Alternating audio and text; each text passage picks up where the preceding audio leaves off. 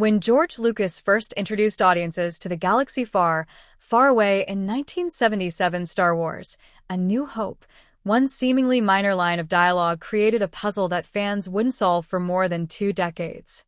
In the bustling Mos Eisley cantina, Luke Skywalker attempts to enter with his droid companions, C-3PO and R2-D2, only to be stopped by the gruff bartender, wuher, who barks, "We don't serve their kind here."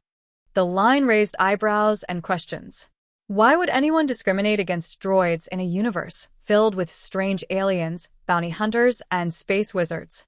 The original trilogy never revisited the issue, and fans were left to interpret this moment on their own. Some viewed it as a metaphor for real-world prejudice. Others chalked it up to a quirky world-building detail that added character to Mos Eisley's scoundrel reputation. Then, in 1999, The Phantom Menace, the first chapter of the prequel trilogy, quietly delivered the long-awaited explanation. The Droid Army and a Galaxy's Trauma. Set decades before A New Hope, The Phantom Menace introduces the Trade Federation and its powerful battle droid army, which invades the peaceful planet of Naboo.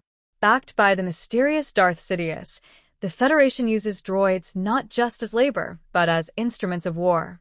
This invasion marks the beginning of what would become a full-scale galactic conflict, the Clone Wars.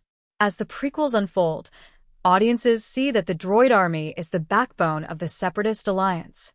Countless battles are fought between mechanical soldiers and Republic forces, devastating entire systems. Civilians across the galaxy witness firsthand the destruction and death brought by droids. In this context, droids come to symbolize fear, oppression, and bloodshed. Why it makes sense in retrospect. By the time of A New Hope, the Clone Wars have ended, but the trauma remains. People like wuher, who may have lived through the conflict or lost friends to the droid army, carry a lingering distrust of artificial beings. The prejudice isn't born of ignorance, it's rooted in lived experience. The droids weren't just tools, they were weapons in a war that reshaped the galaxy. So when wuher tells Luke to leave the droids outside, it's not just a bar policy, it's a glimpse into the galaxy's scars. A quiet but clever retcon. What makes this explanation so satisfying is how subtly The Phantom Menace addresses the issue. There's no dramatic moment where a character explains the hatred for droids. Instead, the backstory unfolds naturally across the prequel trilogy, allowing fans to connect the dots themselves. In doing so, Lucas turns a one-off line into a piece of world-building that enriches the Star Wars universe.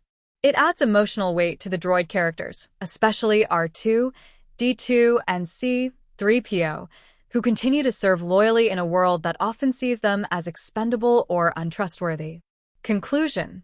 The line, "We don't serve their kind here," might have seemed like a throwaway moment in 1977, but thanks to the prequel trilogy, it now carries deeper meaning. It reflects a galaxy still healing from war, haunted by the weapons it once built.